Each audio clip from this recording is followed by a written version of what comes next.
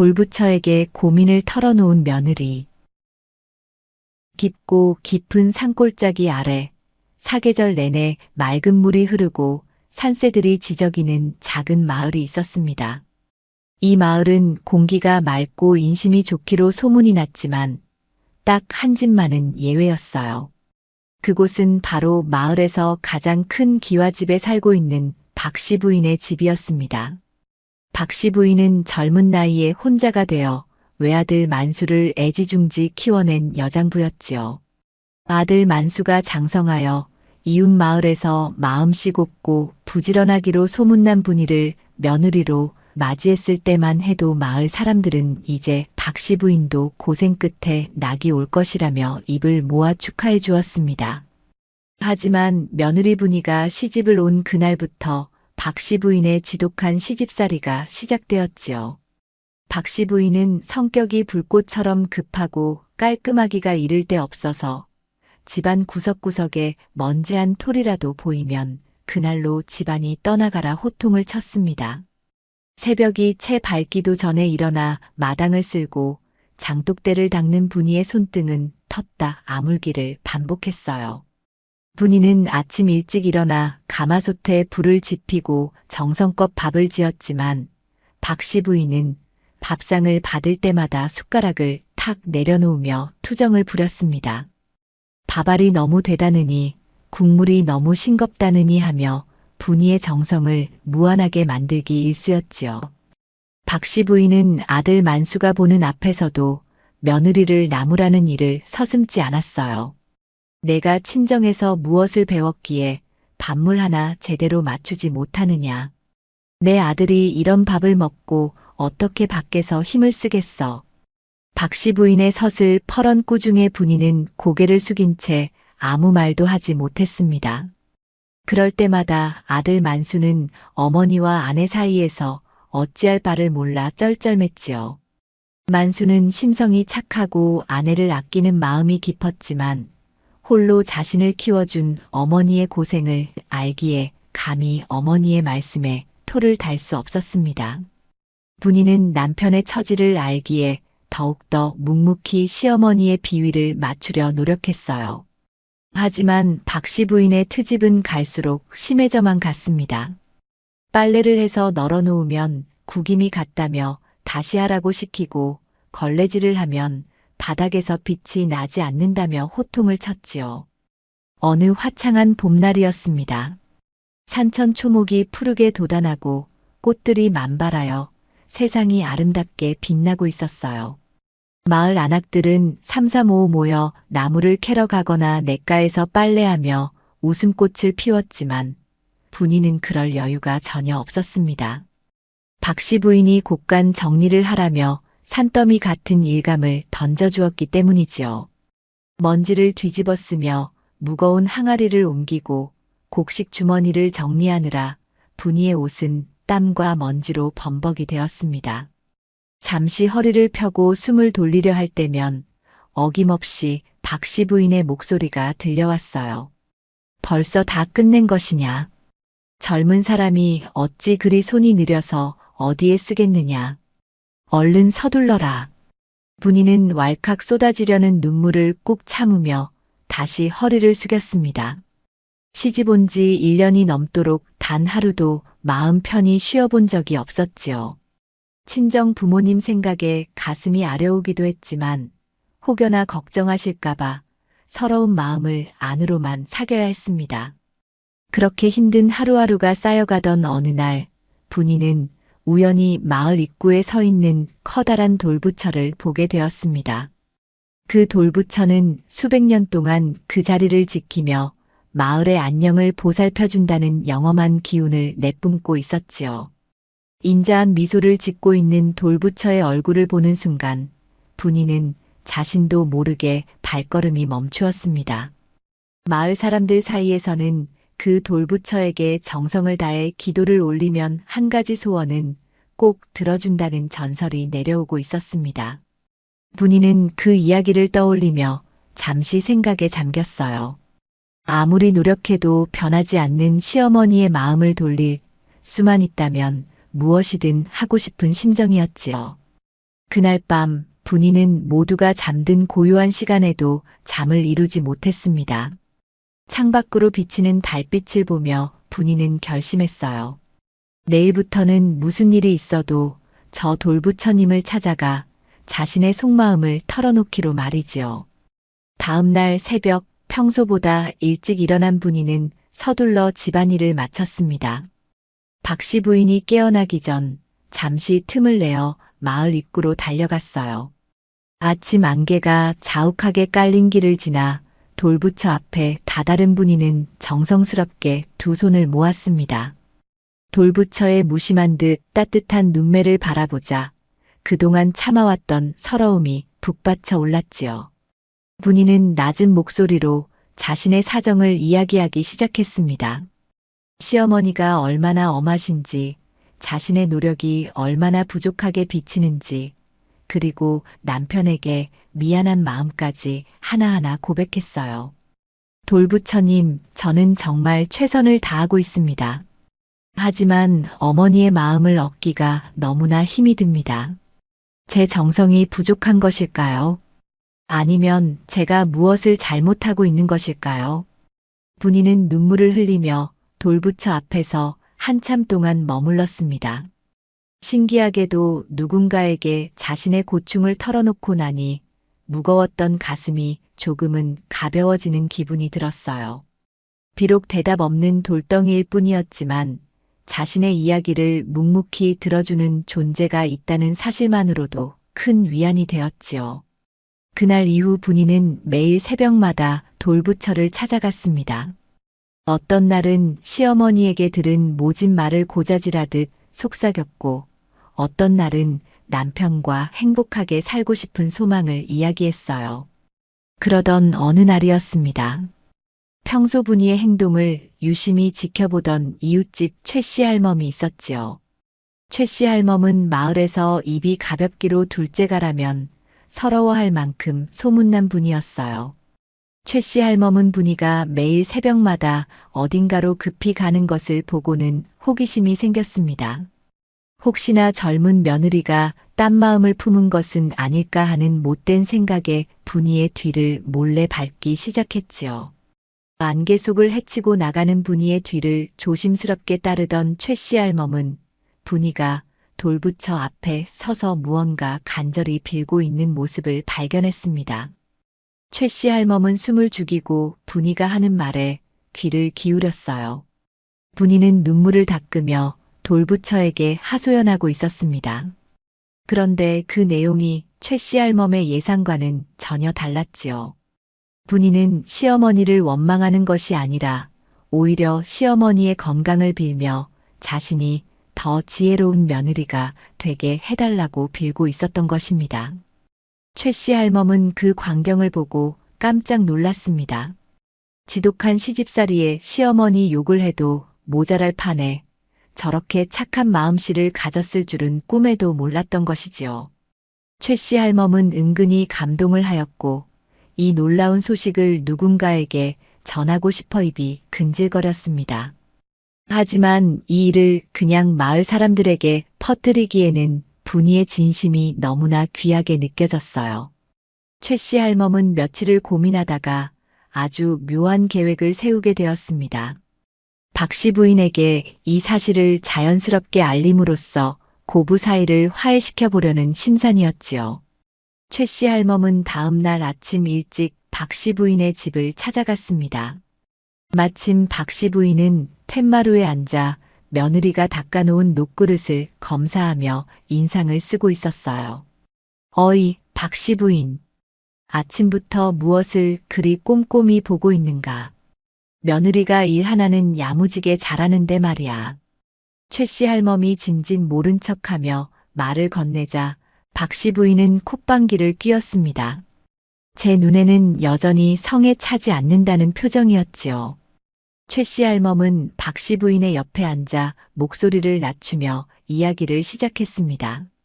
마을 입구 돌부처가 요즘 범상치 않은 기운을 내뿜고 있다는 소문이 돈다며 박씨 부인의 호기심을 자극했어요. 특히 어떤 사람이 새벽마다 가서 기도를 올리는데 그 소원이 돌부처의 마음을 움직여서 곧 큰 복이 내릴 것이라는 이야기를 지어냈습니다. 박씨 부인은 평소 미신이나 영험한 이야기에 관심이 많았기에 귀를 쫑긋 세웠지요. 아니, 그게 정말인가? 누가 그렇게 정성을 들인단 말인가? 박씨 부인이 묻자 최씨 할멈은 눈을 반짝이며 대답했습니다. 누군지는 정확히 모르겠지만 아마도 이 마을에서 가장 마음씨 고운 사람이 아니겠느냐며 넌지시 말했지요. 그러면서 혹시라도 그 영험한 기운을 받고 싶다면 새벽 안개가 가시기 전에 돌부처 뒤편에 숨어서 기도를 들어보라고 조언했습니다. 기도를 올리는 사람의 정성이 지극하면 그 근처에 있는 사람에게도 복이 나누어진다는 근거 없는 이야기를 덧붙였어요. 박씨 부인은 최씨 할멈의 말에 완전히 매료되었습니다. 복을 준다는 말에 눈이 먼 박씨 부인은 자신도 모르게 고개를 끄덕였지요. 다음 날 새벽이 되기 전 박씨 부인은 며느리보다 먼저 일어나 조용히 집을 나섰습니다. 최씨 할멈이 알려준 대로 마을 입구 돌부처를 향해 발걸음을 옮겼어요. 어둠이 채 가시지 않은 길을 걸으며 박씨 부인은 과연 어떤 사람이 기도를 올리는지 그리고 어떤 복을 빌기에 돌부처가 감동했는지 궁금해 미칠 지경이었습니다. 돌부처 근처에 도착한 박씨 부인은 주위를 살핀 뒤 커다란 바위 뒤에 몸을 숨겼어요. 차가운 새벽 공기에 몸이 떨렸지만 복을 받을 수 있다는 생각에 숨을 죽이고 기다렸지요. 얼마 지나지 않아 멀리서 가벼운 발자국 소리가 들려왔습니다. 안개 속에서 나타난 형체는 뜻밖에도 자신의 며느리 분이었습니다. 박씨 부인은 눈을 크게 뜨며 의아해했어요. 저 아이가 이 새벽에 왜 이곳에 온 것인지 이해할 수 없었지요. 분이는 평소와 다름없이 돌부처 앞에 정성스럽게 무릎을 꿇고 앉았습니다. 그리고는 깊은 한숨을 내쉬며 입을 열었지요. 바위 뒤에 숨어있던 박씨 부인은 침을 꼴깍 삼키며 분이의 목소리에 집중했습니다. 며느리가 혹시나 자신의 흉을 보지는 않을까 걱정스러운 마음도 앞섰지요. 하지만 분이의 입에서 나온 말은 박씨 부인의 예상을 완전히 뒤엎는 것이었습니다. 분이는 간절한 목소리로 돌부처에게 호소하기 시작했어요. 돌부처님, 우리 시어머니를 굽어 살펴주시옵소서. 어머니께서 저를 엄하게 꾸짖으시는 것은 다 제가 부족한 탓입니다. 어머니께서 홀로 아드님을 키우시느라 얼마나 고생이 많으셨겠습니까? 그 거친 세월을 견디느라 성격이 조금 급해지신 것뿐인데 제가 그 깊은 속뜻을 다 헤아리지 못해 늘 죄송할 따름입니다. 박씨 부인은 가슴이 덜컥 내려앉는 기분이 들었습니다. 자신을 원망하고 있을 줄 알았던 며느리가 오히려 자신의 고생을 알아주고 있었던 것이지요. 분이의 이야기는 여기서 멈추지 않았습니다. 분이는 시어머니의 건강이 요즘 좋지 않은 것 같아 걱정이라며 자신의 수명을 떼어주어도 좋으니 어머니께서 오래오래 건강하게 사시게 해달라고 빌었습니다. 박씨 부인의 눈시울이 뜨거워지기 시작했어요. 평생을 강하게만 살아온 그녀의 마음속에 작고 따뜻한 불씨가 지펴지는 순간이었습니다. 분이는 한참 동안 기도를 올린 뒤 시어머니가 깨어나기 전에 아침상을 차려야 한다며 서둘러 자리를 떴습니다. 홀로 남겨진 박씨 부인은 바위 뒤에서 나와 멀어져가는 며느리의 뒷모습을 멍하니 바라보았지요. 안개 속에 사라지는 가냘픈 어깨가 오늘따라 왜 그리도 작고 안쓰러워 보이는지 모르겠다고 생각했습니다. 박씨 부인은 돌부처 앞에 서서 한참 동안 움직이지 못했어요. 자신이 그동안 며느리에게 했던 모진 말들과 행동들이 주마등처럼 스쳐 지나갔습니다. 미안함과 고마움, 그리고 알 수 없는 부끄러움이 동시에 밀려왔지요. 집으로 돌아오는 길에 박씨 부인은 많은 생각을 했습니다. 자신이 복을 받겠다고 새벽부터 이곳에 온 것이 참으로 부끄럽게 느껴졌어요. 진짜 복은 이미 자신의 집에 들어와 있었다는 사실을 이제야 깨달은 것이지요.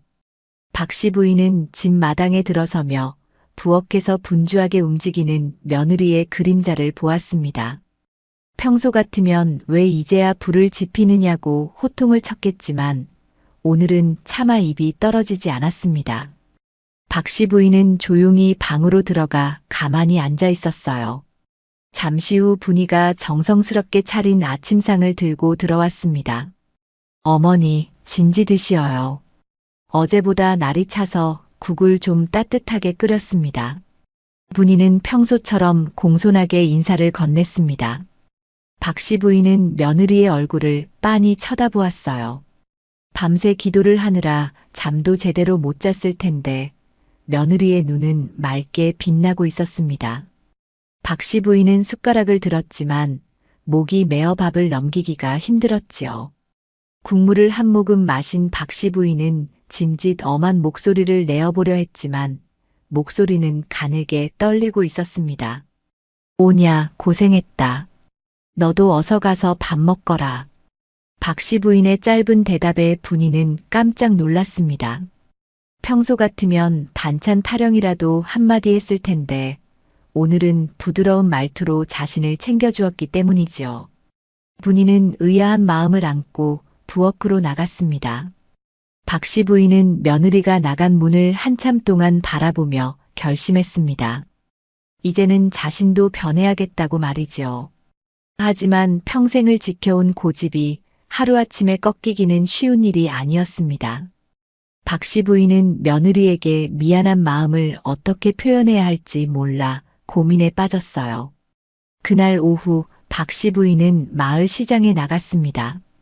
평소에는 옷 한 벌 사 입는 것도 아까워하던 그녀였지만 오늘은 비단 가게에 들러 가장 고운 빛깔의 옷감을 골랐지요. 분이에게 어울릴 만한 화사한 분홍빛 옷감이었습니다. 그리고는 장신구 가게에 들러 은비녀도 하나 샀습니다. 시집 올 때 제대로 된 예물 하나 해주지 못한 것이 마음에 걸렸던 것이지요. 박 씨 부인은 보따리를 품에 꼭 안고 집으로 향했습니다. 길에서 만난 최 씨 할멈이 박 씨 부인의 밝은 표정을 보고 말을 걸었지요. 박 씨 부인, 오늘 기분이 좋아 보이네. 돌부처님한테 무슨 좋은 소식이라도 들었나? 박 씨 부인은 쑥스러운 듯 미소를 지으며 대답했습니다. 좋은 소식 정도가 아니라 천하의 보물을 찾은 기분이라며 너스레를 떨었지요. 최 씨 할멈은 박 씨 부인의 변화를 눈치채고 회심의 미소를 지었습니다. 자신의 계획이 어느 정도 성공했다는 확신이 들었기 때문이었지요. 하지만 박 씨 부인은 여전히 고민이었습니다. 이 선물들을 어떻게 전해주어야 자연스러울지, 며느리가 부담스러워하지는 않을지 걱정이 되었지요. 박 씨 부인은 대문을 열고 들어가며 마당을 쓸고 있는 분이를 보았습니다. 분이는 시어머니가 장터에 다녀오시는 것을 보고 얼른 달려와 보따리를 받아들었습니다. 박 씨 부인은 헛기침을 몇 번 하더니 방으로 들어가 버렸지요. 분이는 보따리를 방에 넣어드리고 다시 일을 하려 했습니다. 그런데 방 안에서 박 씨 부인의 부르는 소리가 들려왔어요. 분이는 가슴이 두근거렸습니다. 혹시나 시장에서 기분이 상하는 일이라도 있으셨나 싶어 조심스럽게 문을 열었지요. 어머니, 부르셨습니까? 박 씨 부인은 짐짓 무표정한 얼굴로 보따리를 분이 쪽으로 밀어 넣었습니다. 오는 길에 장터에 들렀더니 이 옷감이 눈에 띄더구나. 이제 곧 잔치도 많은데 며느리가 해진 옷만 입고 있으면 내 체면이 뭐가 되겠느냐. 이걸로 옷이나 한 벌 해 입거라. 그리고 이 비녀는 그냥 덤으로 얻은 것이니 내가 갖든지 버리든지 마음대로 해라. 분이는 눈이 휘둥그레졌습니다. 평생 선물이라고는 받아본 적 없는 시어머니에게 이런 귀한 물건들을 받게 되다니 믿기지 않았죠. 특히 은비녀는 덤으로 얻을 수 있는 물건이 아니라는 것을 분이도 잘 알고 있었습니다. 분이의 눈에 눈물이 고이기 시작했습니다. 시어머니의 서툰 표현 속에 담긴 진심이 느껴졌기 때문이었지요. 분이는 보따리를 가슴에 안고 바닥에 엎드려 큰 절을 올렸습니다. 어머니, 정말 고맙습니다. 예쁘게 지어 입고 어머니 모시는데 더 정성을 다하겠습니다. 박씨 부인은 괜히 쑥스러워 창밖을 보며 말했습니다. 고맙기는 뭐가 고맙느냐며 밥이나 맛있게 지으라고 핀잔을 주었지만 그 목소리에는 따뜻한 정이 묻어 있었지요. 분이는 그날 밤 늦게까지 옷감을 만지며 행복한 꿈을 꾸었습니다. 돌부처님이 정말로 자신의 기도를 들어주신 것 같아 감사한 마음이 들었지요. 하지만 이것은 시작에 불과했습니다. 고부 사이에 얼어붙은 얼음이 조금씩 녹기 시작하자 집안 분위기도 예전과는 몰라보게 달라지기 시작했지요. 아들 만수도 어머니의 변화를 눈치챘습니다. 어머니가 아내를 대하는 말투가 부드러워지고 사소한 일로 호통치는 일이 줄어들자 만수의 얼굴에도 웃음꽃이 피었지요. 만수는 아내에게 무슨 일이 있었느냐고 물었지만 분이는 그저 웃으며 돌부처님의 은덕이라고만 대답했습니다. 분이는 다음 날 새벽에도 어김없이 돌부처를 찾아갔습니다. 이제는 하소연이 아니라 감사의 인사를 전하기 위해서였지요. 그런데 그날 새벽 분이가 돌부처 앞에 도착했을 때 누군가 먼저 와 있는 것을 보았습니다. 안개 속에서 정성스럽게 절을 올리고 있는 사람은 다름 아닌 시어머니 박씨 부인이었지요. 분이는 나무 뒤에 숨어 시어머니의 기도를 듣게 되었습니다. 박씨 부인은 머리를 조아리며 나지막이 속삭이고 있었어요. 돌부처님, 제가 눈이 멀어 집안에 복덩이가 들어온 줄도 모르고 살았습니다. 저 착한 아이를 그동안 너무 고생시킨 것 같아 가슴이 미어집니다. 부디 저의 못된 성미를 다스려 주시고 우리 며느리가 이 집에서 행복하게 살 수 있도록 도와주옵소서. 분이는 시어머니의 진심 어린 기도를 들으며 소리 없이 눈물을 흘렸습니다. 서로의 속마음을 알게 된 고부의 인연은 이제 새로운 국면을 맞이하게 되었지요.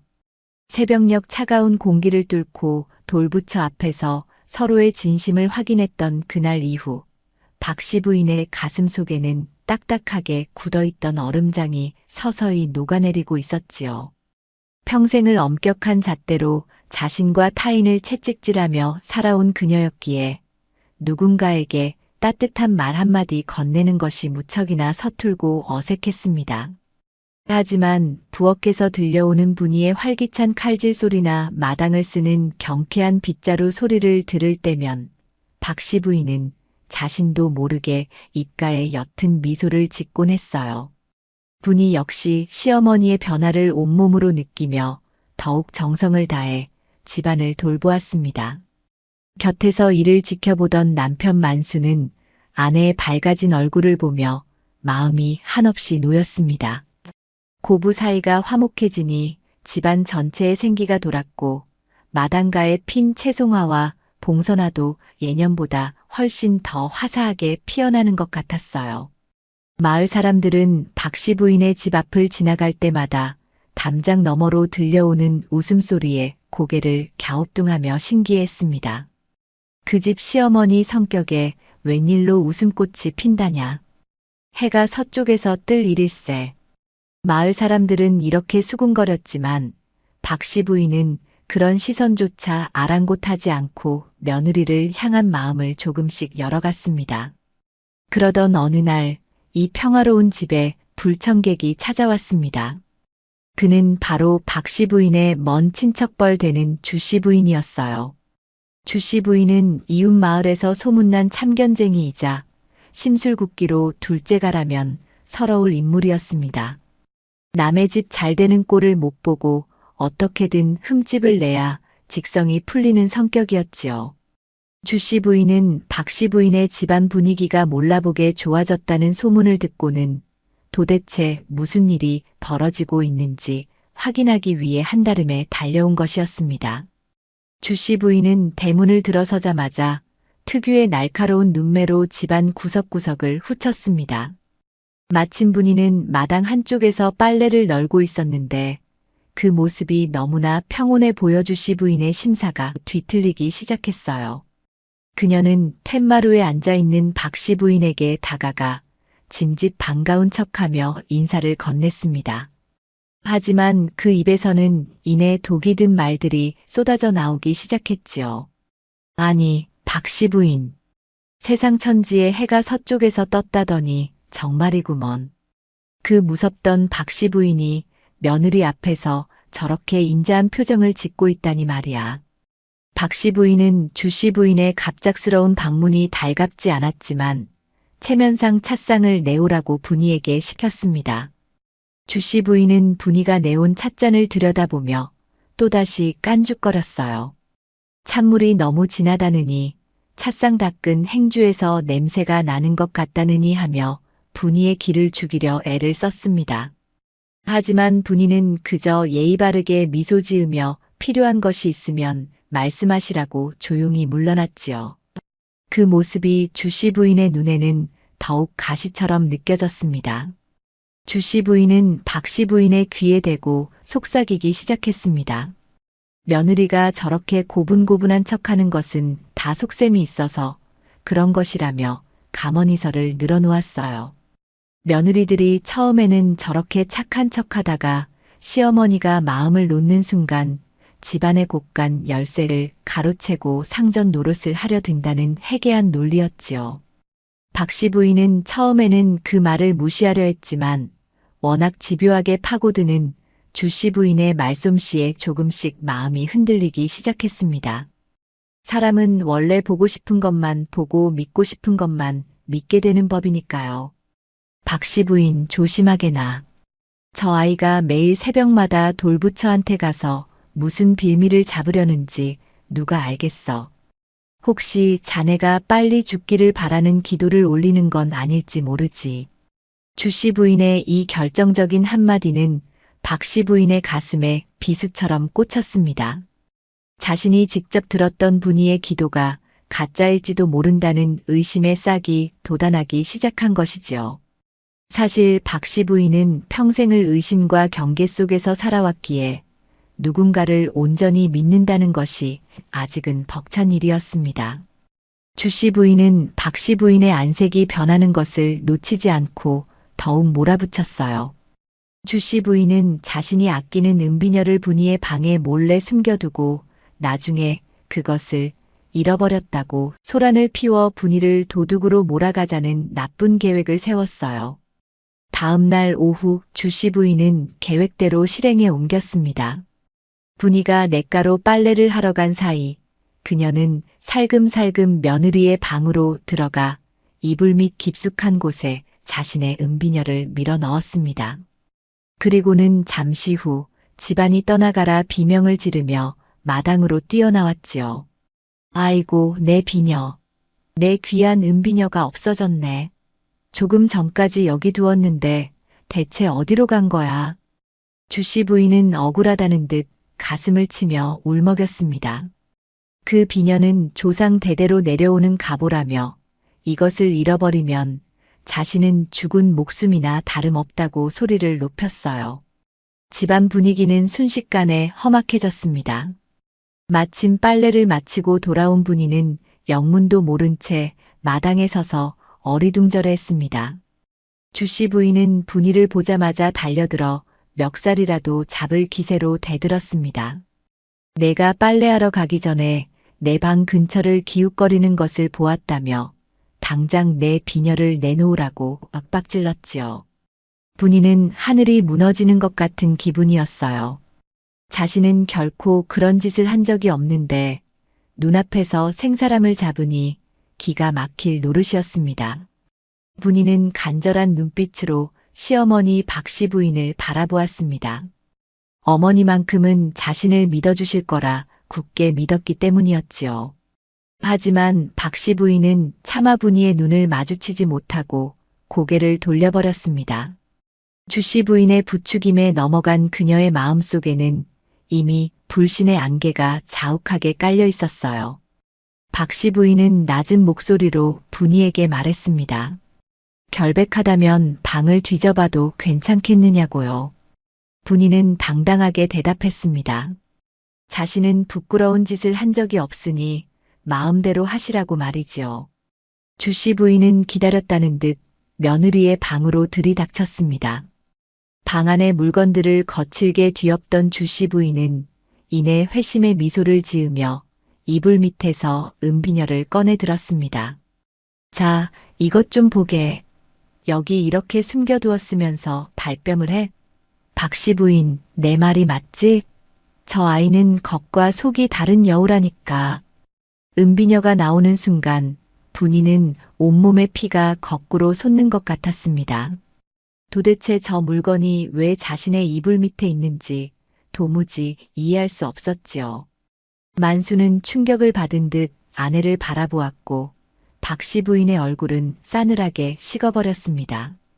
분이는 억울함에 눈물을 뚝뚝 흘리며 시어머니 앞에 무릎을 꿇었습니다. 어머니, 정말 아닙니다. 제가 왜 저런 물건을 탐내겠습니까? 저는 정말 모르는 일입니다. 분이가 아무리 애원해도 주씨 부인의 독설은 멈추지 않았습니다.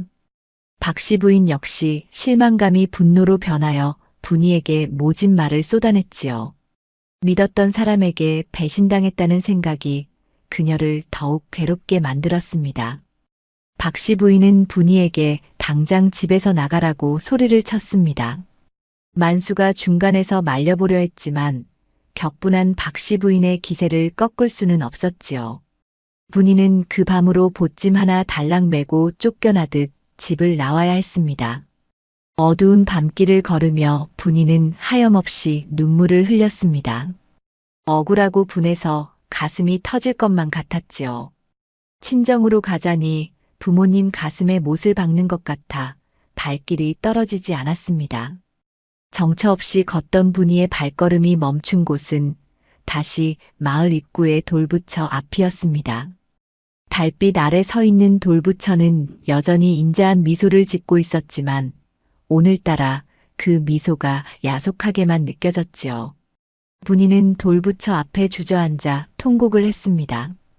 돌부처님, 제가 무엇을 그렇게 잘못했기에 이런 시련을 주시나이까.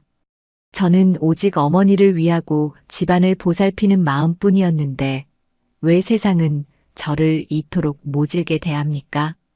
분이는 한참 동안 울다가 문득 정신이 들었습니다. 이대로 포기하고 물러난다면 자신은 평생 도둑이라는 누명을 쓰고 살아야 한다는 사실을 깨달은 것이지요. 또한 주씨 부인의 그 사악한 미소가 떠오르며 무언가 잘못되었다는 의심이 강하게 들었습니다. 분이는 눈물을 닦고 곰곰이 생각에 잠겼습니다. 주씨 부인이 비녀를 잃어버렸다고 소동을 피우기 전의 상황들을 하나하나 되짚어 보았지요. 그러자 주씨 부인의 수상쩍은 행동들이 하나둘 떠오르기 시작했습니다. 분이는 마을 입구 돌부처에게 다시 한번 간절히 기도를 올렸습니다. 이번에는 단순히 도와달라는 기도가 아니라 진실을 밝힐 수 있는 지혜를 달라는 기도였지요. 기도를 마치고 일어선 분이의 눈빛은 이전과는 달리 단단해져 있었습니다. 그녀는 무작정 슬퍼만 하고 있을 때가 아니라는 것을 알았어요. 분이는 마을의 지혜로운 어르신이자 자신을 아껴주던 최씨 할멈을 찾아가기로 했습니다. 최씨 할멈이라면 주씨 부인의 성품을 잘 알 터이니 무언가 방책을 세워줄 수 있을 거라 생각했지요. 한밤중에 분이의 방문을 받은 최씨 할멈은 깜짝 놀랐습니다. 분이의 사정을 다 듣고 난 최씨 할멈은 무릎을 탁 치며 분노했습니다. 주씨 부인의 그 고약한 신보가 결국 사달을 냈구나 싶어 혀를 찼지요. 최씨 할멈은 잠시 눈을 감고 생각에 잠기더니 분이에게 낮은 목소리로 속삭였습니다. 가만히 있으면 가만히인 줄 안다더니 딱 그 꼴이구나. 걱정하지 마라. 내가 그 여편네의 콧대를 꺾어 놓을 묘안이 하나 있다. 최씨 할멈이 제안한 방법은 기상천외한 것이었습니다. 바로 말하는 돌부처를 만드는 것이었지요. 사람들은 영험한 존재가 직접 말을 한다면 그것이 하늘의 뜻이라 믿고 따르기 마련이었습니다. 최 씨 할멈은 분이에게 내일 새벽 박 씨 부인과 주 씨 부인을 돌부처 앞으로 유인해 오라고 일렀습니다. 그리고 자신은 미리 돌부처 뒤편에 숨어서 기막힌 연기를 펼치겠다고 약속했지요. 분이는 조금 위험한 도박이라는 생각도 들었지만 진실을 밝힐 수 있는 유일한 길이라 믿고 고개를 끄덕였습니다. 다음 날 새벽 분이는 조심스럽게 박 씨 부인의 집 담장을 넘었습니다. 그리고는 어머니의 방 창가에 서서 간곡한 목소리로 말했지요. 어머니, 마지막으로 한 번만 저의 소원을 들어주셔요. 마을 입구 돌부처님께서 오늘 새벽에 진실을 밝혀주신다고 제 꿈에 나타나셨습니다. 만약 돌부처님 앞에서도 제가 죄인이라면 저는 두말 없이 이 마을을 떠나겠습니다. 박 씨 부인은 잠결에 들려오는 며느리의 목소리에 가슴이 철렁했습니다. 꿈에 돌부처가 나타났다는 말에 예사롭지 않은 기운을 느꼈지요. 옆방에서 자고 있던 주 씨 부인 역시 이 소리를 듣고는 코웃음을 쳤습니다.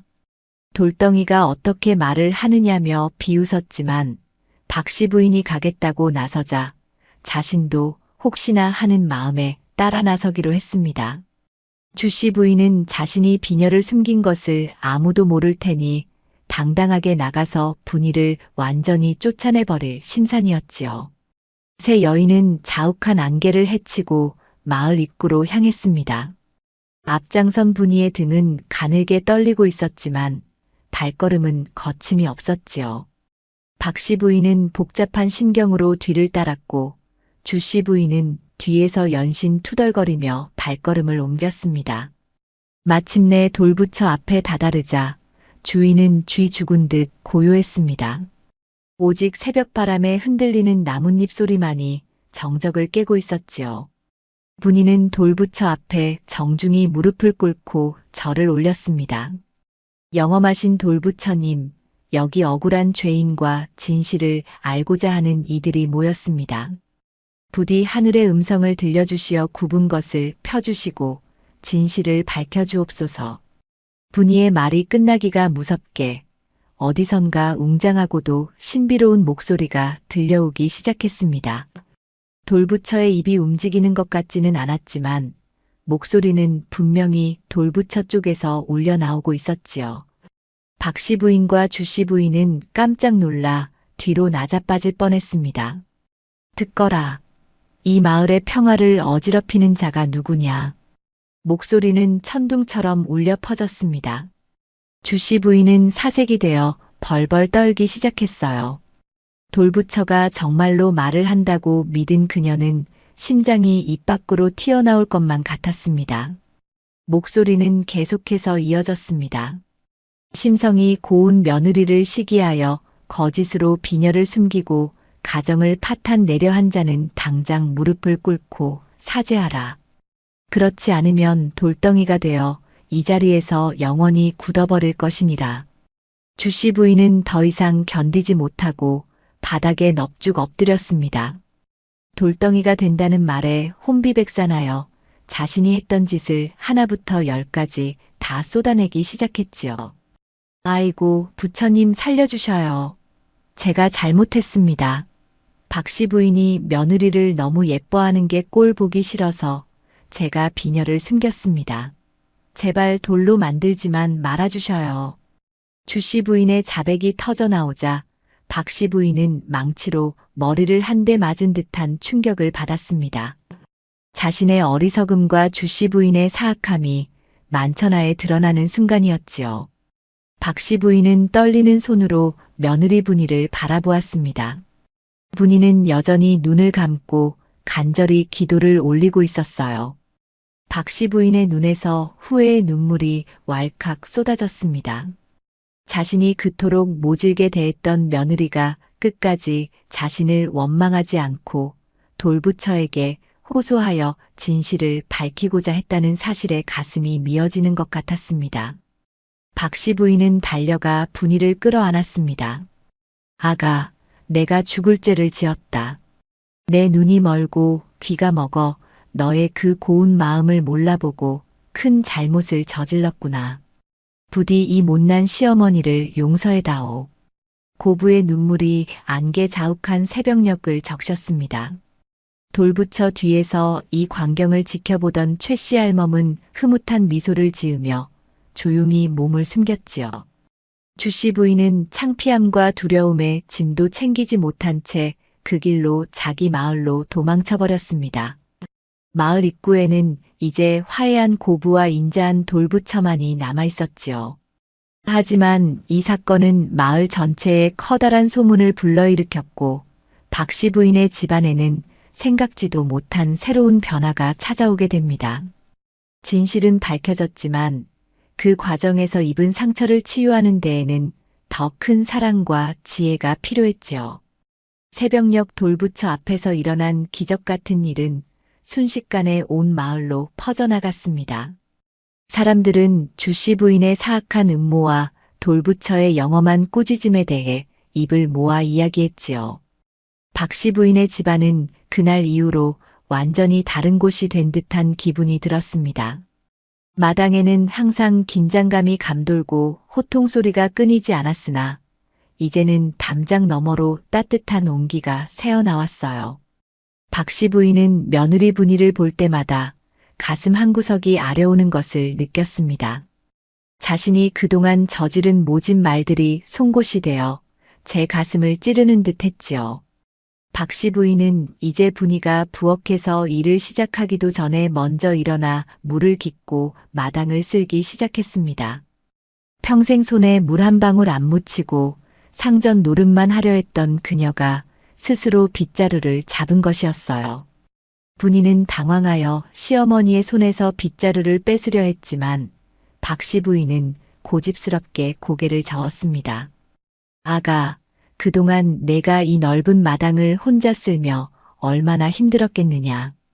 이 늙은이가 속지 않은 마음으로 하는 것이니 너는 가서 좀 더 쉬거라. 박씨 부인의 말투는 예전의 날카로움은 찾아볼 수 없을 만큼 부드러워졌어요. 분이는 시어머니의 변한 모습이 고마우면서도 한편으로는 마음이 편치 않았습니다. 하지만 이것은 박씨 부인이 진심으로 뉘우치고 있다는 증거이기도 했지요. 집안의 분위기가 화목해지니 아들 만수의 얼굴에도 기름기가 돌고 웃음이 끊이지 않았습니다. 만수는 아내 분이의 손을 꼭 잡으며 고생 많았다며 위로했고 분이는 그저 웃음으로 화답했어요. 하지만 마을의 평화는 그리 오래가지 않았습니다. 돌부처가 말을 했다는 소문이 고을, 사또와 인근의 세력가들에게까지 들어간 것이지요. 그 중에서도 이웃 고을의 탐욕스러운 부자로 소문난 김대감이 이 소식을 듣고 눈을 번쩍였습니다. 김대감은 평소에도 영험하다는 물건이나 장소를 찾아내어 그것을 돈벌이로 이용하는데 도같은 인물이었어요. 그는 돌부처가 있는 청살리 마을 입구 땅이 자신의 소유라며 억지를 부리기 시작했습니다. 김대감은 수하들을 거느리고 위세당당하게 마을로 들이닥쳤습니다. 그는 돌부처 앞에 커다란 울타리를 치고 기도를 올리러 오는 사람들에게 돈을 받겠다고 선포했지요. 마을 사람들은 분노했지만 권세 높은 김대감의 서슬에 눌려 감히 나서지 못했습니다. 김대감은 돌부처가 정말 말을 하는지 확인하겠다며 매일 새벽 돌부처 앞에서 제사를 지내고 호령을 쳤어요. 이 돌덩이야, 내가 정말 영험하다면 내 앞에서도 한마디 해보아라. 내가 이 마을에 큰 사당을 지어줄 테니 나에게 복을 내리겠다고 약속해라. 김대감의 탐욕스러운 목소리가 새벽 공기를 갈랐지만 돌부처는 당연히 아무런 대답이 없었습니다. 최씨 할멈과 분이가 꾸며낸 연극이었다는 사실을 알리 없는 김대감은 점점 초조해졌지요. 그는 돌부처가 자신을 무시한다고 생각하여 화를 내기 시작했습니다. 그러자 김대감은 화살을 마을 사람들에게 돌렸어요. 이 마을 것들이 나를 속인 것이 분명하다. 돌부처가 말을 한다는 것은 새빨간 거짓말이 아니냐. 감히 대감을 능멸한 죄를 물어 모두를 관가에 고발하겠다. 마을 사람들은 공포에 질렸습니다.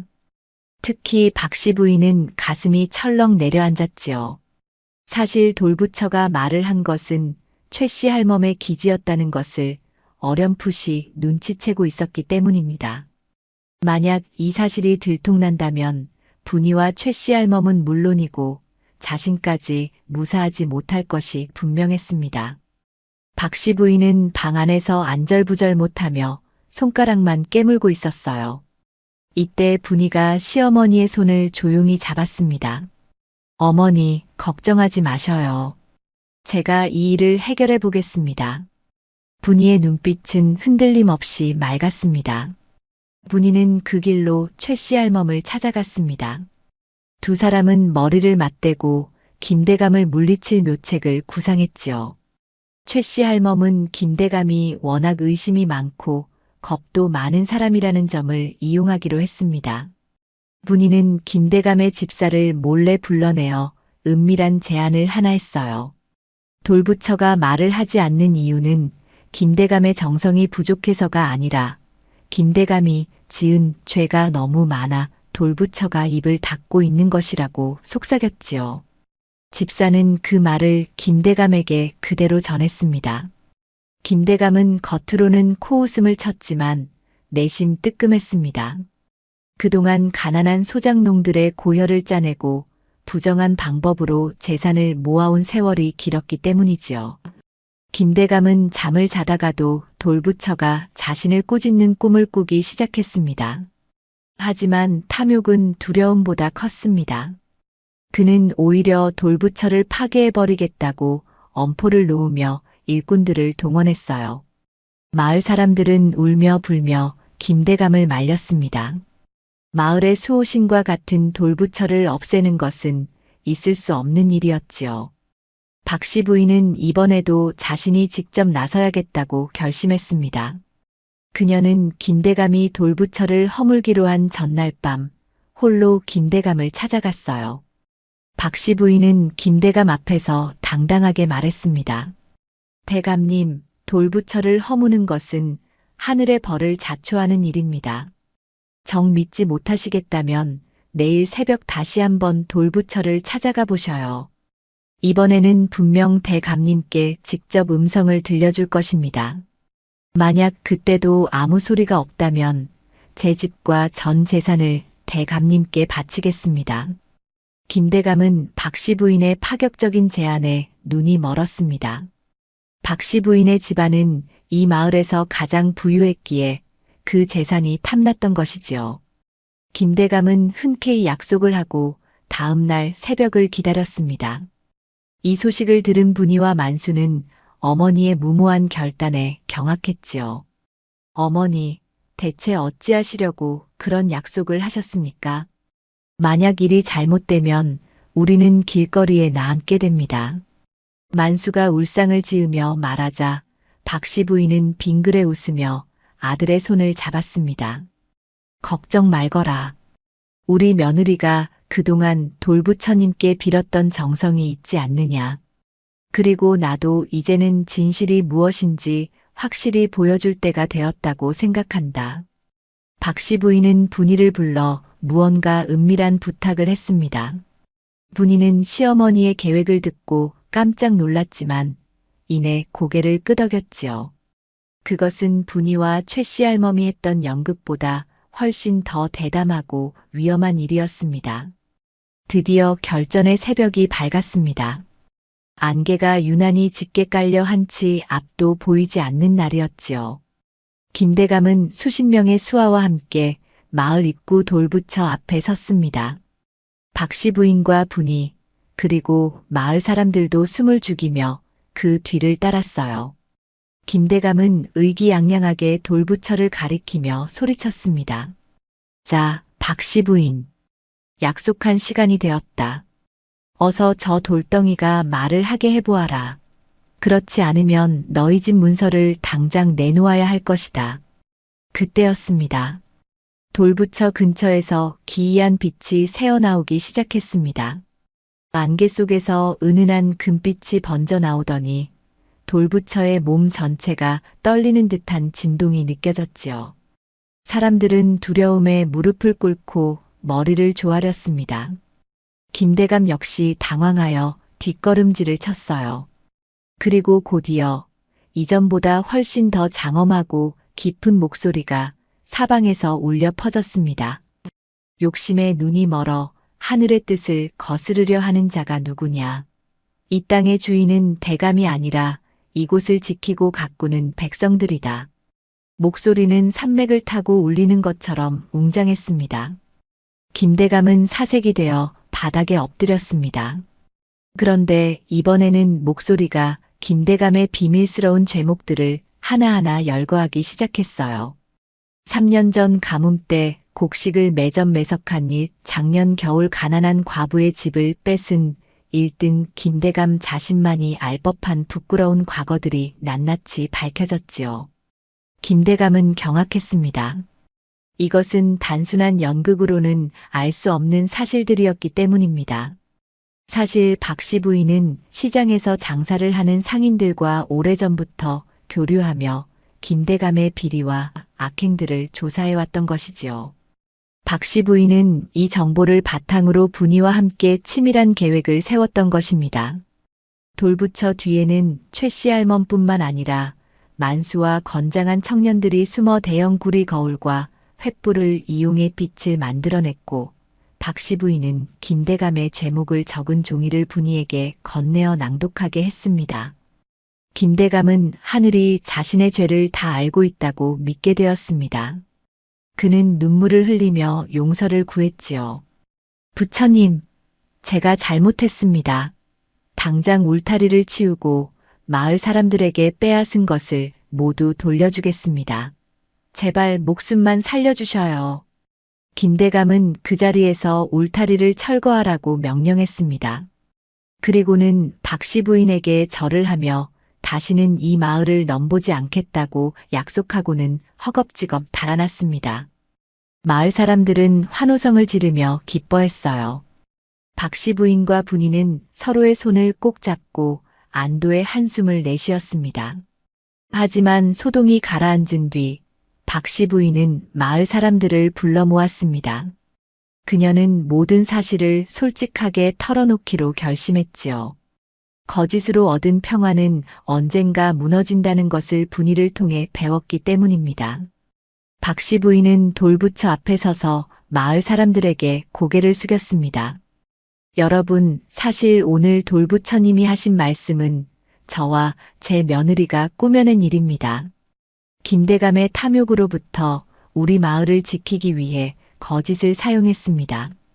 신성한 돌부처님을 이용한 저희의 죄를 달게 받겠습니다. 마을 사람들은 침묵에 잠겼습니다. 감히 상상도 못했던 고백이었지요. 일부 사람들은 신성모독이라며 화를 내기도 했고, 일부는 마을을 구했으니 괜찮다며 옹호했습니다. 박씨 부인은 어떤 비난도 달게 받겠다며 무릎을 꿇었습니다. 분이 역시 시어머니 곁에 함께 무릎을 꿇었지요. 이때 마을에서 가장 연세가 많은 노인이 지팡이를 짚으며 앞으로 나왔습니다. 노인은 돌부처와 박씨 부인을 번갈아 보더니 허허 웃음을 터뜨렸어요. 박씨 부인, 자네가 큰 착각을 하고 있구먼. 돌부처가 직접 말을 해야만 기적인 줄 아는가. 사나운 호랑이 같던 자네가 며느리를 위해 무릎을 꿇고 욕심 많던 김대감이 참회를 하고 온 마을이 하나가 되어 불의에 맞선 것. 그것이 바로 진짜 기적이 아니고 무엇이겠나. 노인의 말에 마을 사람들은 고개를 끄덕였습니다. 비록 목소리는 사람이 낸 것이었지만 그 목소리가 담고 있는 정의와 사랑은 돌부처의 마음과 다를 바 없었다고 생각한 것이지요. 박씨 부인은 노인의 말에 참았던 눈물을 터뜨렸습니다. 며느리 분이는 시어머니의 어깨를 감싸 안으며 위로했지요. 이 사건 이후 박씨 부인의 집은 마을의 진정한 중심이 되었습니다. 박씨 부인은 자신의 재산을 털어 마을에 서당을 짓고 가난한 아이들을 가르치기 시작했습니다. 분이는 그 아이들을 위해 정성껏 음식을 준비하며 어머니의 뜻을 도왔지요.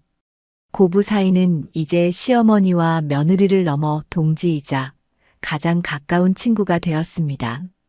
세월이 흘러 박씨 부인의 집 마당에는 아이들의 웃음소리가 끊이지 않았습니다. 분이는 어느덧 두 아이의 어머니가 되어 있었고 박씨 부인은 인자한 할머니가 되어 손주들을 보살폈지요. 하지만 인생에는 항상 평탄한 길만 있는 것은 아니었습니다. 마을에 돌던 평화로운 공기를 깨뜨리는 또 다른 소문이 들려오기 시작했지요. 그것은 바로 나라 전체에 불어닥친 큰 흉년과 전쟁의 기운이었습니다. 청살리 마을에도 시련의 그림자가 드리우기 시작했습니다. 비는 내리지 않고 논바닥은 갈라졌으며 젊은이들은 전쟁터로 불려나갈 처지에 놓였지요. 만수 역시 징집 명단에 이름을 올리게 되었습니다. 이제껏 겪어보지 못한 거대한 운명의 소용돌이가 이 가족을 덮치려 하고 있었지요. 박씨 부인과 분이는 이 위기를 어떻게 헤쳐나갈지 돌부처의 미소 아래 다시 한번 지혜를 모아야 할 때가 온 것이었습니다. 전쟁의 소식은 평화롭던 기와집의 공기를 차갑게 얼어붙게 만들었습니다. 만수는 밤마다 한숨을 내쉬며 아내와 아이들을 걱정했고 박씨 부인은 정한수를 떠놓고 아들의 무사 안녕을 빌었습니다. 분이는 슬퍼만 하고 있을 시간이 없다는 것을 알았지요. 그녀는 마을 안악들을 모아 전쟁 물자를 준비하고 닥쳐올 흉년에 대비해 식량을 비축하는 일에 앞장섰습니다.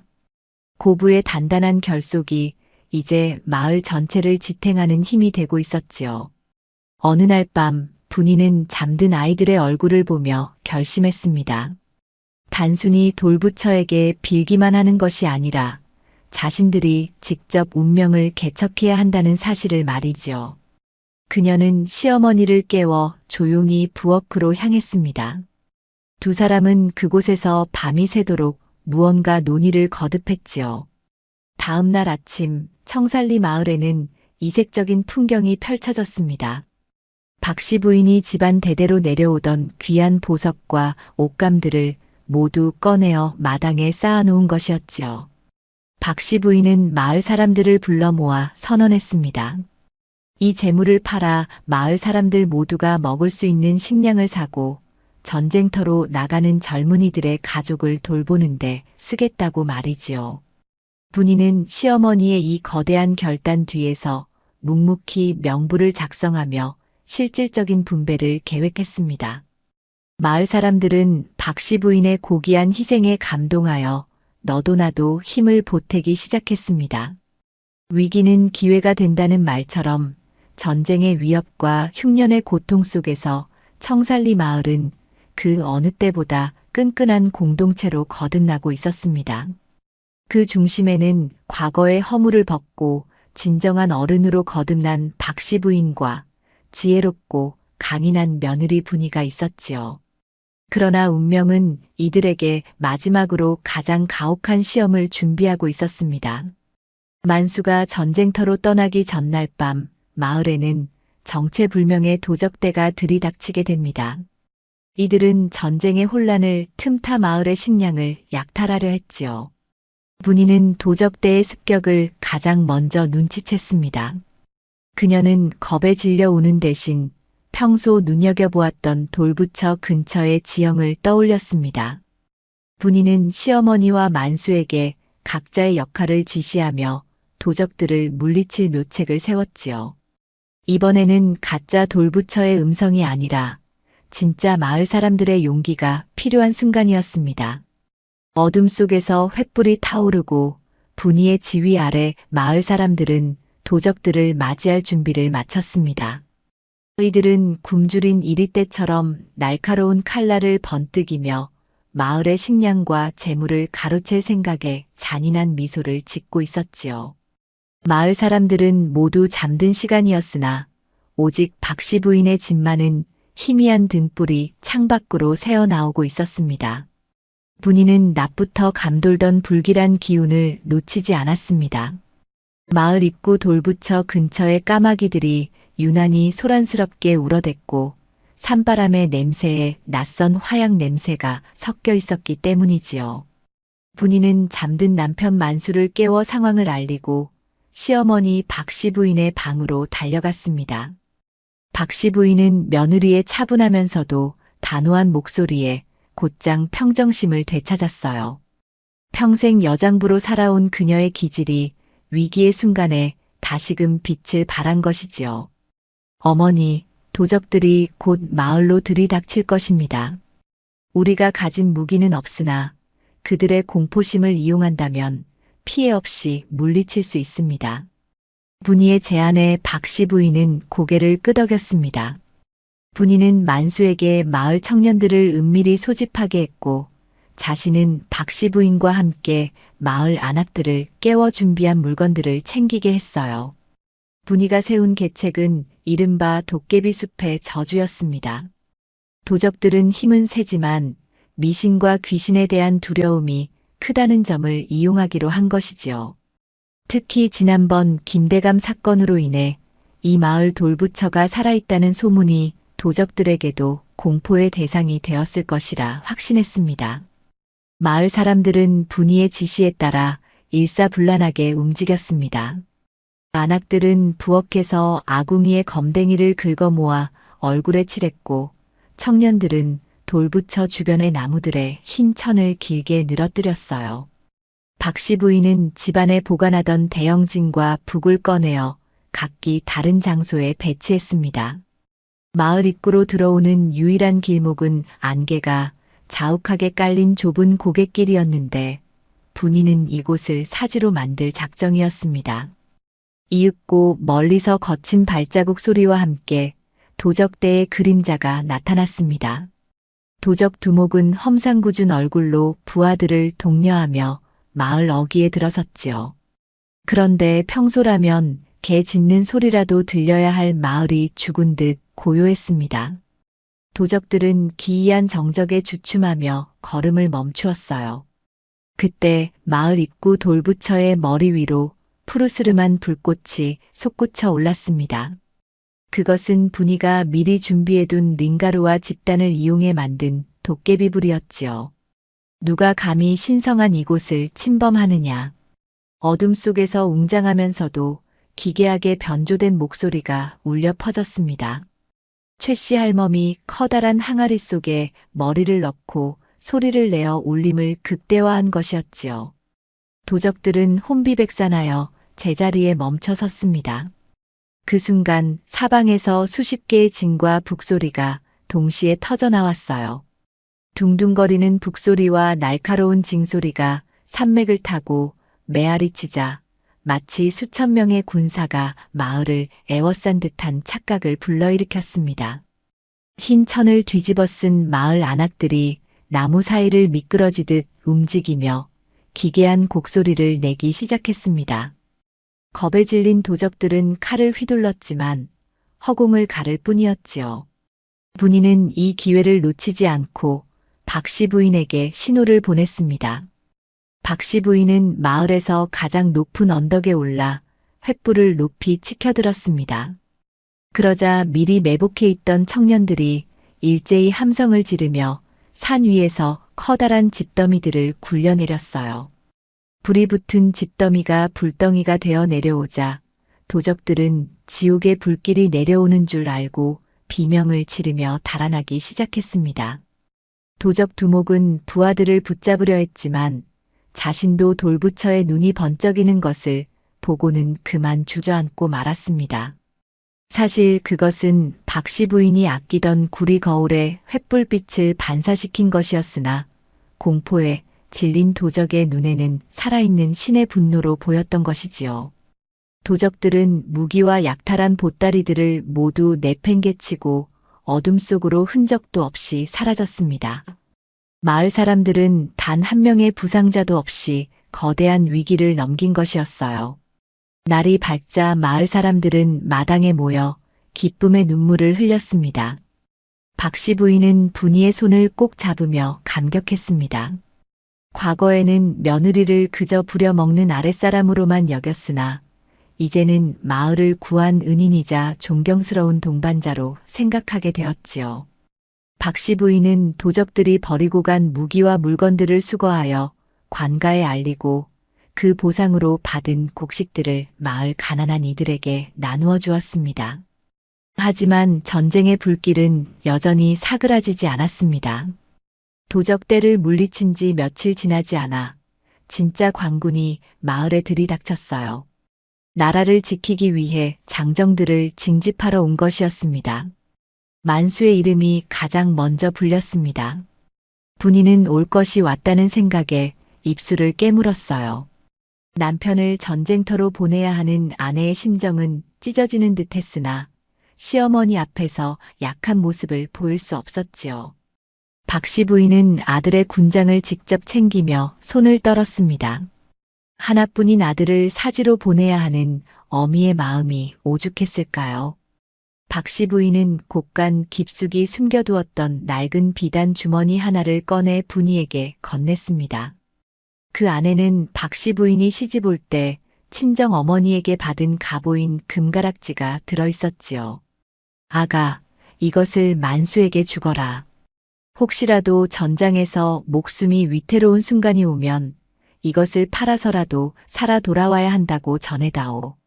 내 아들을 지키는 것은 이제 이 가락지가 아니라 너의 지혜와 나의 기도뿐이로구나.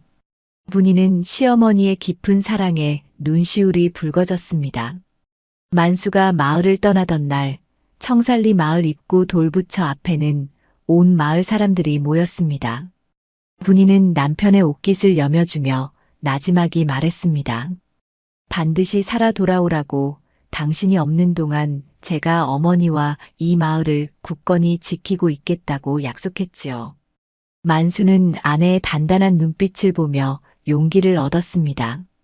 만수가 떠난 후 청살리 마을은 이전보다 더 혹독한 시련을 겪어야 했습니다. 비는 여전히 내리지 않아 우물물이 말라갔고 식량은 바닥을 드러내기 시작했지요. 마을 사람들은 절망에 빠져 하나둘 마을을 떠나려 했습니다. 하지만 박씨 부인과 분이는 포기하지 않았습니다. 두 사람은 매일 새벽 돌부처 앞에 정한수를 떠놓고 기도를 올리는 한편 실질적인 대책을 마련하기 위해 발을 벗고 나섰습니다. 분이는 산속을 뒤져 먹을 수 있는 뿌리와 열매를 찾아냈고 박씨 부인은 자신의 기와집을 마을 공동의 쉼터로 개방했습니다. 박씨 부인은 집안의 가구들을 땔감으로 내놓으며 추위에 떠는 노인들을 보살폈어요. 예전의 고집불통 시어머니의 모습은 온데간데 없고 마을의 진정한 어머니로서 거듭난 것이었지요. 최씨 할멈은 그런 고부의 모습을 보며 마을 사람들에게 힘을 북돋웠습니다. 보게나들, 저렇게 고귀한 분들도 앞장서서 고생을 하는데 우리가 여기서 주저앉아서야 되겠나? 돌부처님이 지켜보고 계시니 조금만 더 버텨보세. 마을 사람들은 고부의 헌신적인 태도에 감동하여 다시 힘을 내기 시작했습니다. 식량이 부족하면 서로 나누어 먹고 아픈 사람이 있으면 너나 할 것 없이 돌보았지요. 그러던 어느 추운 겨울날 마을에 기적 같은 소식이 들려왔습니다. 전쟁이 끝났다는 파발이 도착한 것이었지요. 마을 사람들은 얼싸안고 기뻐했지만 분이의 마음은 타들어갔습니다. 전쟁이 끝났다면 이제 살아있는 사람들은 돌아와야 하는데 만수의 소식은 어디에도 없었기 때문입니다. 분이는 매일같이 마을 입구 고갯길에 나가 남편을 기다렸습니다. 살을 내듯 차가운 눈바람이 몰아쳐도 그녀는 자리를 뜨지 않았어요. 박씨 부인 역시 방 안에서 뜬 눈으로 밤을 지새우며 아들의 무사 귀환을 빌었습니다. 두 여인은 서로의 슬픔을 내비치지 않으려 애썼지만 밤마다 부엌에서 들려오는 억눌린 울음소리는 서로의 가슴을 후벼 팠습니다. 한 달이 지나고 두 달이 지나도 만수는 돌아오지 않았습니다. 마을의 다른 청년들은 하나둘 돌아오기 시작했으나 만수와 함께 떠났던 이들은 그가 전투 중에 행방불명되었다는 절망적인 소식만을 전해주었지요. 마을 사람들은 이제 만수가 죽은 것이나 다름없다며 분이에게 마음 정리를 하라고 권했습니다. 심지어 어떤 이들은 젊은 며느리가 평생 청산과부로 살기엔 아깝다며 개가를 권유하기까지 했지요. 박 씨 부인은 그런 소문을 들을 때마다 분노했습니다. 하지만 며느리의 앞날을 생각하면 가슴이 답답해지는 것도 사실이었지요. 박 씨 부인은 어느 날 분이를 불러 앉혔습니다. 그녀의 손에는 예전에 주지 못했던 또 다른 비단 보따리가 들려 있었어요. 아가, 내 아들이 돌아오지 않는 것이 어찌 내 죄겠느냐. 만수가 만약 하늘나라로 갔다면 너를 붙잡아 두는 것이 도리가 아닌 줄 안다. 이 보따리 안에는 내가 친정으로 돌아가 평생 먹고 살 수 있을 만큼의 패물들이 들어있다. 그러니 이제 그만 고집을 꺾고 내 길을 찾아가거라. 박 씨 부인의 말은 진심 어린 배려였습니다. 하지만 분이는 보따리를 밀어내며 시어머니의 손을 꼭 잡았습니다. 어머니, 무슨 말씀을 하시는 것입니까? 저는 만수 서방님이 반드시 돌아올 것이라 믿습니다. 만약 돌아오지 못한다 하더라도 저는 어머니 곁을 떠나지 않을 것입니다. 어머니는 저에게 시어머니 그 이상의 존재입니다. 우리가 돌부처님 앞에서 맺은 인연은 죽음도 가를 수 없습니다. 분이는 단호했습니다. 그녀는 오히려 더 꿋꿋하게 집안일을 돌보며 시어머니를 공양했습니다. 박 씨 부인은 며느리의 깊은 의리에 목이 메어 아무 말도 할 수 없었지요. 두 여인은 서로를 의지하며 가장 추운 겨울을 견뎌내고 있었습니다. 그런데 그의 겨울의 마지막 눈이 내리던 날, 마을 어귀에서 믿기지 않는 광경이 펼쳐졌습니다. 안개 낀 고갯길 너머로 다리를 절며 천천히 걸어오는 한 남자의 그림자가 나타난 것이었지요. 누더기가 된 군복을 입고 얼굴은 수척해질 대로 수척해졌지만 그 눈빛만은 맑게 빛나고 있었습니다. 길목에서 눈을 치우던 분이는 그 자리에 얼어붙은 듯 멈춰 섰습니다. 꿈에도 그리던 남편 만수였습니다.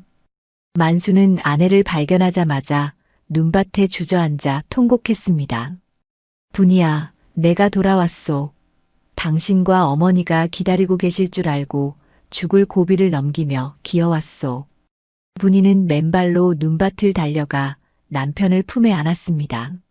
소식을 듣고 달려온 박 씨 부인은 아들의 얼굴을 어루만지며 대성통곡을 했지요. 온 마을은 순식간에 눈물바다가 되었습니다. 만수는 품 안에서 찌그러진 금가락지를 꺼냈습니다. 박 씨 부인이 주었던 그 가락지였지요.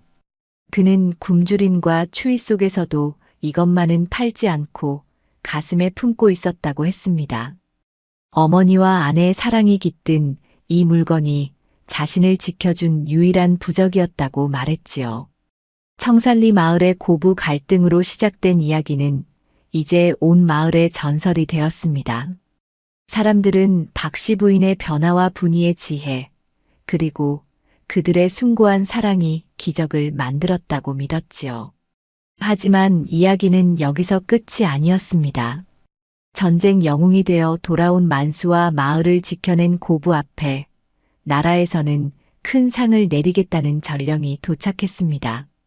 그러나 박 씨 부인과 분이는 그 상을 정중히 거절하고 대신 마을 사람들을 위한 뜻밖의 제안을 하게 됩니다. 그것은 누구도 예상치 못한 고귀하고도 감동적인 마무리로 이어지게 되지요. 전쟁의 포화가 먹고 청산리 마을에 마을 사람들을 감동시킨 것은 전쟁과 흉년이라는 모진 세월을 함께 견뎌내며 이제는 피를 나눈 모녀보다 더 진한 정을 나누는 박 씨 부인과 분이의 모습이었습니다. 고부 사이의 갈등이 어떻게 한 가정을 넘어 마을 전체를 구하는 등불이 되었는지 그 소문은 바람을 타고 한양의 대궐까지 전해지게 되었지요. 어느 화창한 오후 마을 어귀에는 화려한 비단 옷을 입은 관원들이 파발을 타고 들이닥쳤습니다. 고을 사또가 직접 전령을 받들어 박 씨 부인의 집 앞에 섰어요. 임금님께서 청산리 마을의 고부 이야기를 들으시고 이들의 지혜와 효행을 높이 사서 큰 상을 내리기로 하셨다는 소식이었습니다. 사또는 마을 사람들이 모두 지켜보는 앞에서 임금님의 교지를 낭독했습니다. 청살리 박씨 부인과 그 며느리 분이는 환난 중에도 서로를 아끼며 마을을 지켜냈으니 내 이들에게 정려문을 세워주고 평생 먹고 살기에 부족함이 없는 토지와 비단을 하사하노라. 임금님의 파격적인 포상에 마을 사람들은 환호성을 질렀습니다. 정려문은 가문의 영광 중에서도 으뜸가는 영광이었지요. 하지만 교지를 다 듣고 난 박씨 부인과 분이는 서로의 눈을 가만히 바라보았습니다. 두 사람의 눈에는 욕심보다는 깊은 사색의 빛이 서려 있었지요. 박씨 부인은 조용히 앞으로 나아가 사또에게 절을 올린 뒤 모두를 놀라게 할 대답을 내놓았습니다. 사또 나으리 과분한 은혜에 몸둘 바를 모르겠습니다. 하지만 저희가 받은 이 상은 오직 저희의 공이 아닙니다. 전쟁터에서 목숨을 걸고 싸운 젊은이들과 굶주림 속에서도 서로를 믿고 버틴 마을 사람들 모두의 공이지요. 하여 저희는 임금님께서 주시는 토지와 비단을 사양하고자 합니다. 박씨 부인의 말에 사또는 물론이고 마을 사람들도 숨을 죽였습니다. 평생 만져보지도 못할 거대한 불을 거절하다니 다들 귀를 의심할 수밖에 없었지요. 박씨 부인은 인자한 미소를 지으며 말을 이었습니다. 대신 저희의 간청을 한 가지만 들어주셔요. 하사하시려던 토지를 마을 공동의 밭으로 만들어 누구든 배고픈 자가 농사를 짓고 곡식을 나눌 수 있게 해주십시오. 그리고 비단 대신 이 마을 아이들이 글을 배우고 지혜를 닦을 수 있는 작은 서당을 세워주시기를 청하옵니다. 박씨 부인의 제안은 며느리 분이와 미리 상의한 것이었습니다. 분이는 곁에서 고개를 끄덕이며 시어머니의 뜻을 지지했지요. 사또는 이들의 고귀한 인품에 감동하여 눈시울을 붉혔습니다. 자신도 수많은 고을을 다스려 보았지만 이토록 탐욕이 없고 백성을 생각하는 여인들은 처음 보았기 때문이었지요. 사또는 이 뜻을 임금님께 다시 고하겠다고 약속했고 얼마 지나지 않아 마을에는 정려문 대신 청산학당이라는 이름의 서당과 넓은 공동밭이 생겨났습니다. 시간은 유유히 흘러 청살리 마을의 풍경도 조금씩 변해갔습니다. 분이가 지휘했던 그 도깨비 숲에는 이제 아이들의 웃음소리가 가득했고 돌부처가 서 있던 마을 입구는 나그네들이 쉬어가는 정자가 생겨났지요. 박씨 부인은 이제 백발이 성성한 할머니가 되었습니다. 그녀는 매일 오후 서당에 나가 아이들이 글 읽는 소리를 듣는 것을 낙으로 삼았어요. 예전에 그 서슬 퍼런 눈매는 온데간데 없고 이제는 마을 아이들 누구에게나 따뜻한 곶감을 쥐어주는 인자한 할머니가 되어 있었습니다. 어느덧 분이도 머리에 서리가 내리기 시작한 중년의 나이가 되었습니다. 그녀는 시어머니를 대신해 집안의 모든 대소사를 챙기며 여전히 부지런히 움직였지요. 만수는 전쟁 때 다친 다리가 조금 불편했지만 아내와 함께 밭을 일구며 소박한 행복을 누렸습니다. 두 사람 사이에서 태어난 아이들은 부모의 인품을 닮아 마을에서 예의 바르기로 소문이 자자했지요. 그러던 어느 가을밤 달빛이 유난히 밝게 비치는 날이었습니다. 박씨 부인은 분이를 조용히 안방으로 불렀습니다. 방 안에는 은은한 향나무 냄새가 감돌고 있었지요. 박씨 부인은 낡은 괴짝 안에서 무언가를 소중히 꺼냈습니다. 그것은 다름 아닌 수십 년 전 주씨 부인의 모함으로 큰 소동이 일었을 때 분이의 이불 밑에서 나왔던 그 은비녀였습니다. 아가, 기억나느냐? 이 비녀 때문에 내가 모진 수모를 당하고 집에서 쫓겨났던 그날을 말이다. 박씨 부인의 목소리에는 여전히 미안함이 묻어 있었습니다. 분이는 미소 지으며 시어머니의 주름진 손을 잡았지요. 어머니, 그날이 없었다면 제가 어찌 어머니의 진심을 알 수 있었겠습니까? 돌부처님 앞에서 흘렸던 그 눈물이 지금의 저희를 만들어준 밑거름이 되었는걸요. 박씨 부인은 고개를 끄덕이며 은비녀를 분이의 머리에 직접 꽂아주었습니다. 이 비녀는 이제 단순한 장신구가 아니다. 사람의 마음을 얻는 데는 칼날 같은 권위가 아니라 물처럼 유연한 지혜와 따뜻한 포용력이 필요하다는 것을 가르쳐준 징표이지. 이제 나는 갈 날이 얼마 남지 않았구나. 내가 떠나더라도 너는 이 마을의 중심이 되어 사람들의 마음을 보듬어 주어야 한다. 분이는 시어머니의 말씀에 가슴이 뭉클해졌습니다. 박씨 부인은 그날 밤 분이의 무릎을 베고 누워 아주 평온한 표정으로 옛날 이야기를 들려주듯 지난 세월을 회상했습니다. 엄격했던 시어머니 밑에서 고생했던 자신의 젊은 시절, 아들을 키우며 겪었던 외로움, 그리고 처음 며느리 분이를 보았을 때 사실은 속으로 무척이나 기뻐했던 속마음까지 모두 털어놓았지요. 분이는 시어머니의 머리칼을 쓰다듬으며 조용히 그 이야기를 경청했습니다. 다음 날 새벽 평소처럼 물을 깃기 위해 일어난 분이는 시어머니의 방으로 문안 인사를 갔습니다. 하지만 박씨 부인은 평화로운 미소를 지은 채 영원히 깨지 않는 깊은 잠에 들어 있었지요. 그녀의 손에는 분이가 정성스럽게 지어드린 분홍빛 저고리 옷자락이 꼭 쥐어져 있었습니다. 마을 전체가 슬픔에 잠겼고 장례식 날에는 인근 고을 사람들도 모두 찾아와 박씨 부인의 마지막 길을 배웅했습니다.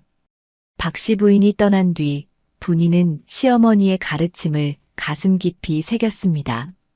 그녀는 집안의 곳간 열쇠를 마을 공동체에 내놓고 흉년이 들 때마다 앞장서서 구휼 활동을 펼쳤습니다. 사람들은 이제 분이를 청살리의 자애로운 어머니라 부르며 존경했습니다. 분이는 종종 혼자서 마을 입구 돌부처를 찾아가곤 했지요. 이제 돌부처는 더 이상 말을 하지 않았습니다. 하지만 분이는 알고 있었어요. 돌부처가 말을 했던 것이 아니라 간절한 진심이 사람의 마음을 움직여 돌부처의 입을 빌리게 했던 것임을 말이지요. 세월은 다시 무수히 흘러 청살리 마을에는 수많은 전설이 쌓였습니다. 하지만 가장 오래도록 전해진 이야기는 단연 박씨 부인과 분이의 고부 이야기였습니다. 어느 해인가는 지독한 가뭄이 들어 민심이 흉흉해진 적이 있었지요. 그때 마을 사람들은 다시 돌부처 앞에 모였습니다. 누군가는 옛날처럼 돌부처가 다시 말을 해주기를 바랐고 누군가는 기적을 바랐습니다. 그때 마을의 최고 어른이 된 분이가 사람들 앞에 나서서 이렇게 말했습니다. 여러분, 부처님은 입이 없어 말씀을 하시지 못합니다. 하지만 우리 가슴 속에 타인을 향한 긍휼과 이해의 마음이 있다면 그것이 바로 부처님의 음성이 아니겠습니까? 예전에 저희 시어머니께서 가르쳐 주신 지혜는 바로 이것이었습니다. 남을 탓하기 전에 나를 먼저 돌아보고 미워하는 마음이 생길 때 그 사람의 고통을 먼저 들여다보는 것 말이지요. 분이는 자신의 재산을 털어 우물을 파고 마을 사람들을 다독였습니다. 신기하게도 분이의 진심 어린 행동이 시작되자 하늘에서도 감동했는지 메말랐던 논바닥에 단비가 쏟아지기 시작했지요. 사람들은 이것이 바로 진정한 돌부처의 기적이라며 기뻐했습니다. 돌덩이가 말을 하는 것보다 훨씬 더 위대한 기적은 사람의 닫힌 마음이 열리고 그 열린 마음에서 나오는 사랑이 세상을 변화시키는 것임을 마을 사람들은 비로소 깨닫게 된 것이었지요. 분이도 어느덧 노년이 되어 아들과 며느리를 맞이했습니다. 그녀는 시어머니 박씨 부인이 그랬던 것처럼 처음 시집온 며느리에게 엄한 훈계 대신 따뜻한 차 한 잔을 건넸습니다. 그리고는 며느리의 거친 손을 어루만지며 이렇게 말했지요. 고생이 많구나. 내가 이 집안에 들어온 것은 복덩이가 굴러 들어온 것과 다름없단다. 내가 너를 힘들게 한다면 언제든 저 돌부처님께 가서 고자질 하려무나. 그러면 내가 부처님의 음성을 듣고 얼른 반성하마. 분이의 농담 섞인 따뜻한 말에 긴장했던 어린 며느리는 참았던 눈물을 터뜨리며 시어머니의 품에 안겼습니다. 대물림되던 고통스러운 시집살이의 사슬이 끊어지고 그 자리에 이해와 사랑의 전통이 세워지는 순간이었지요. 청살리 마을은 그 후로도 오랫동안 전국에서 가장 화목한 마을로 이름을 떨쳤습니다. 오늘날에도 청살리 마을 입구에는 이끼 낀 돌부처가 변함없이 그 자리를 지키고 서 있습니다. 비바람에 깎여 미소는 조금 흐릿해졌지만 그 앞에 서면 누구나 마음이 평온해지는 것을 느낍니다.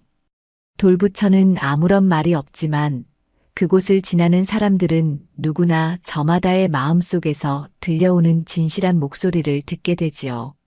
겉모습은 딱딱한 돌덩이일지라도 그 안에 담긴 사람들의 소망과 지혜는 영원히 사라지지 않고 흐르는 물처럼 세상을 적십니다. 진정한 지혜는 상대방을 이기거나 굴복시키는 데 있는 것이 아니라 상대방의 마음을 헤아려 스스로 변화하게 만드는 데 있다는 것을 우리는 이 고부의 이야기를 통해 배울 수 있습니다. 밤하늘의 달이 어두운 길을 비추듯 우리 가슴 속에 따뜻한 이해와 포용이 삭막한 세상을 밝히는 등불이 되기를 소망해 봅니다. 며느리 분이가 돌부처 앞에서 흘렸던 그 정성스러운 눈물이 우리 삶 속에서도 아름다운 꽃으로 피어나기를 진심으로 바랍니다.